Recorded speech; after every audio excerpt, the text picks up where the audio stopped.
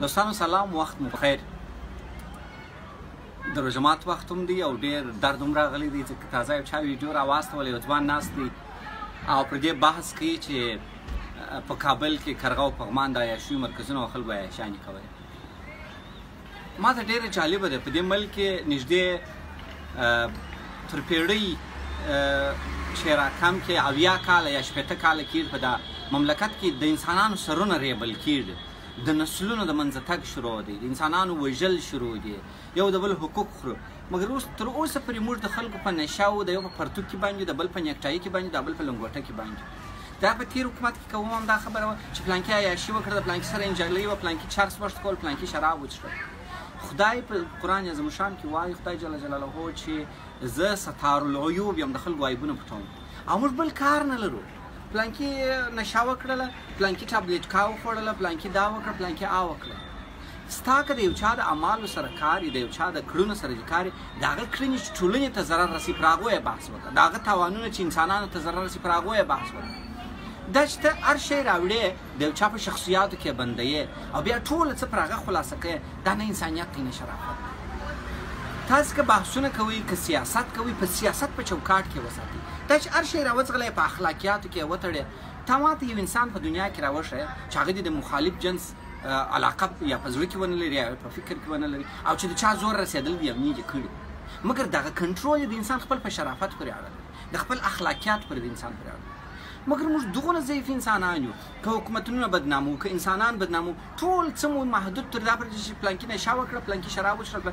اول دغه زموږ فیسبوکیان دا چې دا ویډیوګانې خپروي، په 100 کې 80% زه ډېره غټه فیصدي وایم، بیا اوس به پر ما شور جوړي چې دا ګرد خلک دغه کړي چې دا دوی ورته کش چې هله پلانکي عیاشي کړې ده، خپله نه دي ورسېدلی.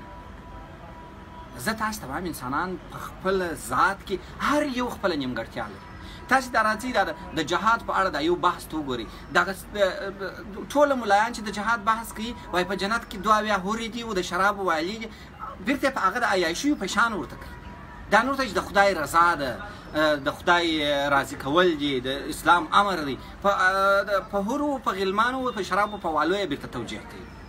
او د هر یو په جیب کې دومره غټ غټ تلیفون دی، په ګرده کې د دنیا تر ټولو جالبې نجونې او د دنیا تر ټولو جالب الکان دي.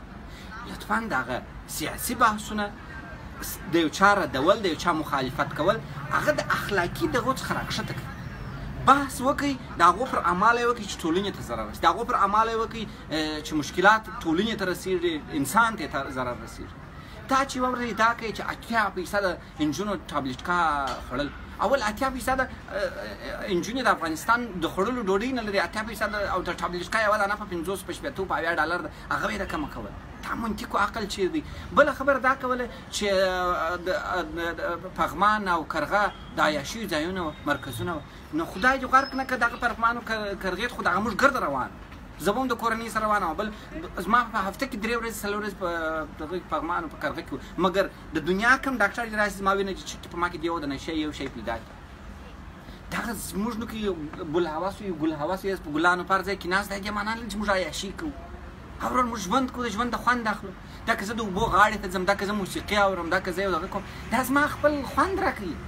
مګر دې معنا نه چې موږ عیاشان شولو. که موږ په کرغه کې ګرځو نو خامخا عیاشي ده، که موږ یو څه خندله خامخا موږ یو نشه کوو. او که نجونې مثلا مکتبو ته تللې خامخا ټابلیټکا خدای مو غرق نه کوي. یو څه دغه د بحثونه راځي، یو څه سیاست محوره دی. دا لکه د ښځو غیبت چې مو شروع کړي، بخش دي د ښځو غیبت نه عمومي غیبت چې مو شروع کړي، اوس به د دې هم بله خبره پسې جوړوي. او دا فیسبوکیانو دا بیا دې ته ناست چې رشخند جوړي، دا تاسو ټولنې بدناموي، دا تاسو مسلکونه بدناموي. هر عمل فردي دی. شاید یو نجلۍ ټابلیټکا خوړلي، شاید یو نرس ساتیرۍ سره کړي، دا دوی شخصي کیسه ده، هلته پټ په یو کوټه کې سره کړي. تاسو ولې مسلکونه په بدناموي؟ ولې خیریه ځایونه په دغه بدناموي؟ ولې یو علمي کورونه په بدناموي؟ هر جرم فردي عمل دی. 80% نجونو داسې وکړه، په ټولو ادارو کې داسې کېدل ځکه د یوې نجلۍ او هلک ته کامره پټه کړې وه، هغه داسې مچ اخیستې، هغه هم په رضا ځینې اخیستې، ځینې غواړي. نو لږ د دا شیانو څخه راکښته سي، لږ دغه معیارونه واړوئ.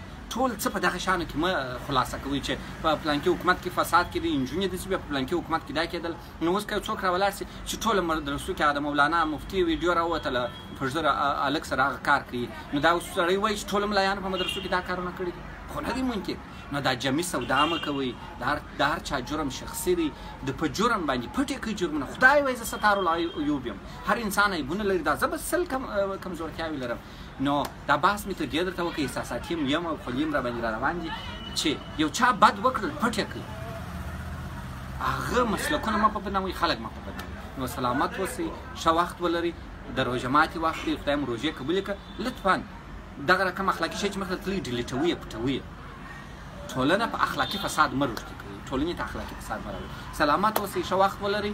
نو لطفا بیا مې هم خواهش دی دا زما ویډیو شیر کړئ چې ټوله د دې وروسته د چا شخصي عیبونه را برسېر نه کړي. ښه وخت، اذان نارې شو، موږ به هم روژه ماتو.